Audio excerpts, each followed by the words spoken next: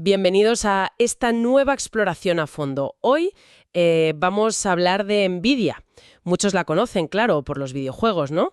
Esas tarjetas GeForce que hacen los gráficos espectaculares. Sí, es.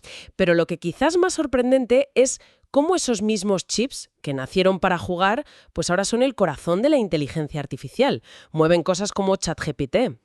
Es que es una historia increíble, la verdad. Y hablamos de un gigante, ¿eh? NVIDIA es una de las tecnologías más valiosas del mundo. Y fíjate, 30 años después sigue al mando Jensen Huang, uno de los fundadores. Eso es muy poco común. Poquísimo en este sector. Justo por eso queremos meternos hoy aquí. Queremos entender cómo una empresa que era la reina de los gráficos para videojuegos, dio ese salto. Cómo se ha vuelto esencial casi para la IA. Exacto. Vamos a ver la historia, las innovaciones, los riesgos también, que los hay, y un poco qué ven a futuro. Todo basado en los materiales que hemos estado mirando. Porque es más que tecnología, ¿verdad? Es como una historia de visión, de jugársela con apuestas que nadie veía. Totalmente. De adaptarse. Un viaje vamos desde los polígonos aquellos en 3D hasta la computación que está definiendo todo ahora. Vale, pues si te parece, empezamos por el principio. Años 90. La historia mítica del Dennis. Así, Jensen Huang, Chris Malachowski, Curtis Priam. Reunidos allí. Y viendo películas como Jurassic Park, pues se les encendió la bombilla. Vieron que los gráficos necesitaban un empujón, ¿no? Algo específico para mover esos mundos 3D en los ordenadores de casa. Eso es. Y de ahí, de esa charla, nació NVIDIA en 1993. El nombre, por cierto, tiene su aquel. NV, de Next Version, y luego NVIDIA, del latín. NVIDIA. Sí, NVIDIA. Querían hacer algo tan bueno que diera envidia. Y en ese momento, el debate era computación para todo, como Intel, o computación acelerada para tareas concretas como los gráficos. Y ellos apostaron por la segunda. Aceleración. A tope. Y tomaran otra decisión. Clave casi desde el minuto 1. Ser fabless. Sin fábricas propias. O sea, no construir esas plantas carísimas de semiconductores, sino encargar la fabricación a otros. Exacto. Hoy parece normal, pero entonces era menos común. Les permitió centrarse en diseñar, claro, y no gastar millonadas en ladrillo y maquinaria. Pero, también creó una dependencia brutal. De TSMC, el gigante taiwanés. Taiwan Semiconductor Manufacturing Company. Sin ellos, Juan ha dicho que NVIDIA no existiría. O sea que no era solo ahorrar, era un modelo de negocio distinto, de colaborar, de gestionar esa cadena de suministros, una habilidad en sí misma. Los videojuegos. Claro. Pero el mercado al principio era una locura. Había docenas de empresas haciendo chips gráficos. ¿Y cómo sobrevivieron en esa jungla? Pues yo creo que entendieron algo importante. No vendían solo chips, vendían herramientas para que otros crearan. Hablaron mucho con los desarrolladores de juegos, escucharon qué necesitaban, y eso les ayudó a destacar. Y el primer gran momento llegó en 1999, ¿no? La GeForce 256. Efectivamente. NVIDIA dijo que era la primera GPU del mundo, Graphics Processing Unit. Y la gran novedad fueron los shaders programables. Que suena muy técnico, pero fue un cambio radical. Importantísimo. Porque hasta entonces, los efectos gráficos, las luces, las sombras, venían como predefinidos en el chip. Con los shaders programables, los desarrolladores podían crear sus propios efectos. Les disteis mucha más libertad creativa. Exacto. Y eso disparó la calidad visual de los juegos. Fue un antes y un después. Y ese año, 1999, también salieron a bolsa. Y justo después, 2000, otro pelotazo. Microsoft les elige para la primera Xbox. Sí, para la parte gráfica. Una validación tremenda. Ahí se consolidaron como los líderes en gráficos. Pero mientras dominaban el mundo gaming, estaban cocinando algo más a fuego lento. Algo que pocos vieron venir, sí. En 2006 lanzaron CUDA. CUDA, Compute Unified Device Architecture. Y aquí la historia da un giro, ¿verdad? Porque esto no era un chip nuevo. No, era software. Un kit de herramientas. Lo rompedor de CUDA fue que permitía usar la potencia bestial de las GPUs, que están hechas para hacer miles de cálculos a la vez para dibujar píxeles, pues permitía usarla para otras tareas. Más allá de los gráficos. Mucho más allá. Cálculos científicos, simulaciones, procesar datos, abrió la puerta a usar las GPUs como si fueran cerebros para resolver otro tipo de problemas. Entiendo, pero ¿Se vio el potencial enseguida? ¿Qué va? Durante años, CUDA fue, una herramienta potente pero para muy pocos. Investigadores, universidades, el mercado en general y sobre todo Wall Street, pues ni caso. Faltaba como la aplicación que demostrara para qué servía realmente. Exacto. Faltaba el killer app. Y tardó en llegar, ¿eh? Hasta 2012. AlexNet. Ahí está, AlexNet. Una red neuronal profunda que participó en una competición de reconocimiento de imágenes, ImageNet, y arrasó. Utilizando tecnología NVIDIA. Utilizando GPUs NVIDIA y CUDA para entrenarse. Fue tan bestia el resultado que demostró, sin lugar a dudas, que la arquitectura paralela de las GPUs será perfecta para el deep learning, para el aprendizaje profundo. Eso fue la chispa, el inicio de la revolución de la IA que vivimos hoy. Y Jensen Huang, el CEO, parece que lo vio venir. Tomó una decisión muy fuerte: reorientar toda la empresa hacia la inteligencia artificial.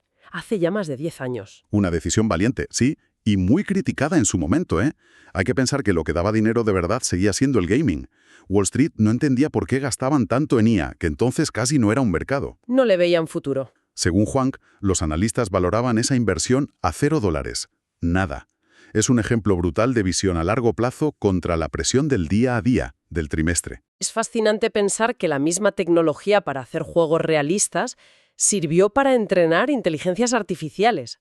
Una convergencia total. Totalmente inesperada para muchos. Y requirió paciencia, ¿eh? NVIDIA puso la autopista CUDA en 2006, pero los coches, la IA masiva, no empezaron a llenarla hasta después de 2012.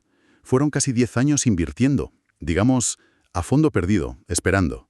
Claro que no todo fueron aciertos a la primera. Intentaron meterse en móviles con los procesadores Tegra. Sí, a principios de la década pasada, un intento de diversificar, pero ahí estaba Qualcomm y otros, y no cuajó.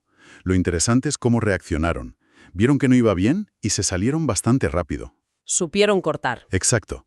Reenfocaron recursos donde sí veían potencial. Una decisión difícil a veces. Y siguieron moviendo ficha. En 2020 compraron Mellanox, una compra grande, 7.000 millones. ¿Por qué? Mellanox era líder en interconexión de alta velocidad para centros de datos, o sea, la tecnología que conecta a miles de procesadores entre sí para que hablen rápido. Comprarlos fue clave para ser más fuertes en centros de datos, no solo vendiendo GPU sueltas, sino sistemas completos, optimizados para IA y supercomputación. También hubo movimientos que no salieron, como intentar comprar ARM. Sí, esa era una apuesta gigantesca. ARM diseña la arquitectura de casi todos los chips de móvil. Habría cambiado la industria. Pero los reguladores lo pararon. Por miedo a que NVIDIA controlara demasiado, ¿no? Claro. Que limitara el acceso a la tecnología de ARM a sus competidores. Fue a principios del año pasado. Demuestra lo difícil que es ahora hacer megafusiones para estos gigantes.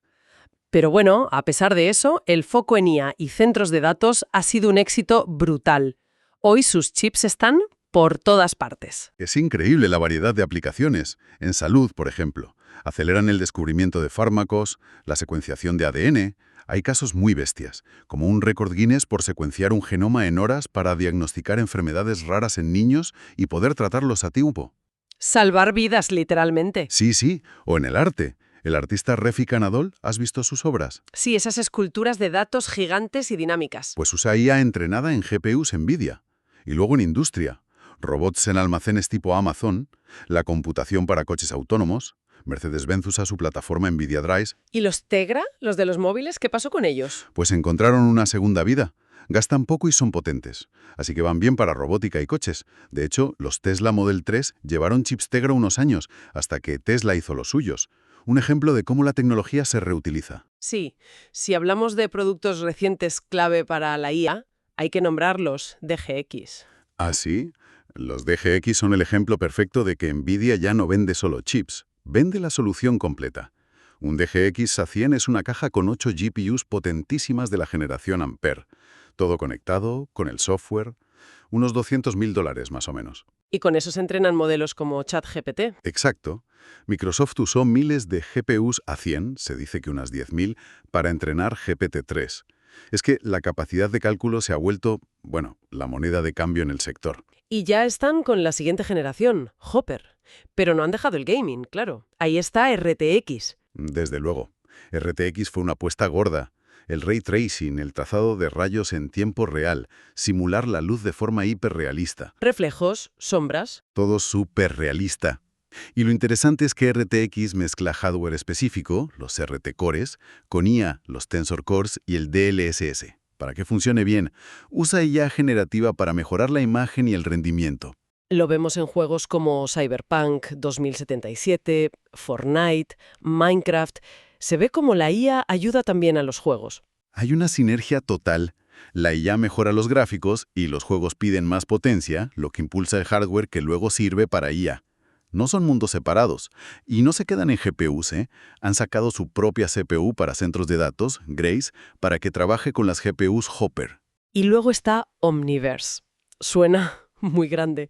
Dicen que es el contenedor de toda la tecnología de NVIDIA. ¿Qué es? Pues Omniverse es una plataforma para crear gemelos digitales. Imagina poder replicar una fábrica entera, un coche, una ciudad, en un mundo virtual, simular cómo funciona con física real y que distintos equipos colaboren ahí en tiempo real. Para industrias no. Automoción, logística. Eso es, se basa en un estándar abierto, USD, de Pixar. Es la apuesta de NVIDIA por el futuro de la simulación industrial, por un metaverso pero enfocado a trabajar, a producir.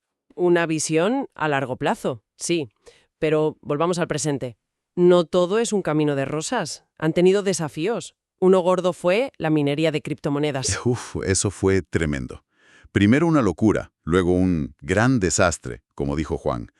Los mineros de cripto, sobre todo de Ethereum, compraban todas las GPUs que podían. Y no había tarjetas para los jugadores o carísimas. Exacto, escasez brutal, precios por las nubes. NVIDIA intentó sacar GPUs solo para minar la CMP, pero no arregló mucho el problema. Y cuando Ethereum cambió, y ya no necesitaba las GPUs. Pues el mercado se hundió. Se llenó de tarjetas de segunda mano y NVIDIA se comió un stock enorme.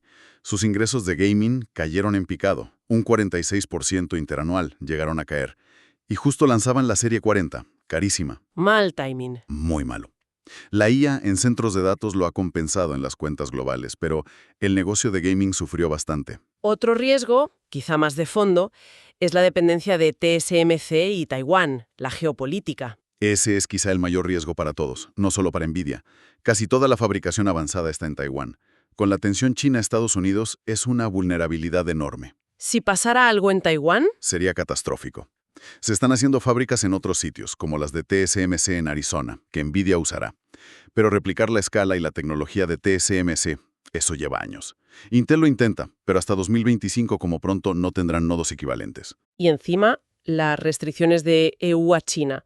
Prohibido venderles los chips más potentes de IA.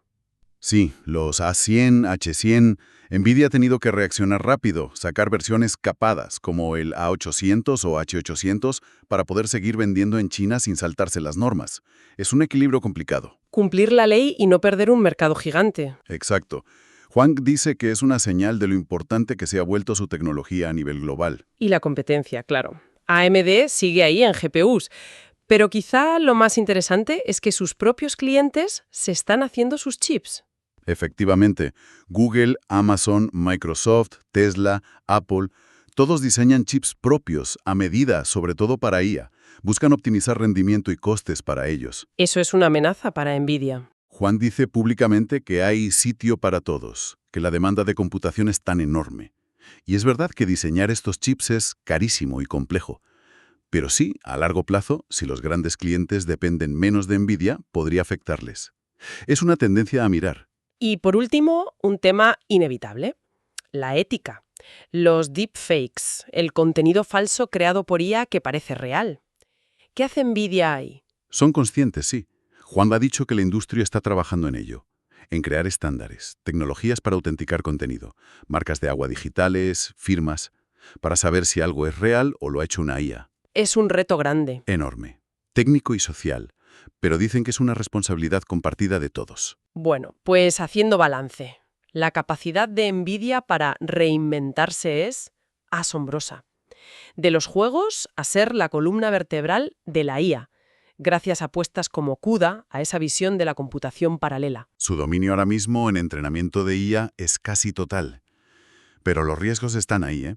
La geopolítica con Taiwán y TSMC, la competencia que aprieta, incluso de clientes, y la volatilidad de los mercados. Mirando adelante, parece que la apuesta sigue siendo la IA, claro, pero también Omniversa, la simulación, los coches autónomos, incluso las CPUs. Y siempre con Jensen Huang al timón. Sí, su figura es clave para entender estos 30 años de navegación por aguas tan cambiantes. Y esto nos lleva a una última reflexión para quienes nos escuchan. Con la IA generando contenido cada vez más real, con plataformas como Omniversa borrando la línea entre lo físico y lo virtual, ¿cómo va a cambiar nuestra idea de lo que es auténtico? ¿De quién es el autor de algo? Nuestra propia percepción de la realidad, en un mundo donde todo pasa cada vez más por estas tecnologías. Una pregunta potente para seguir pensando. Ahí la dejamos. Alphatec, llevamos tu negocio al futuro.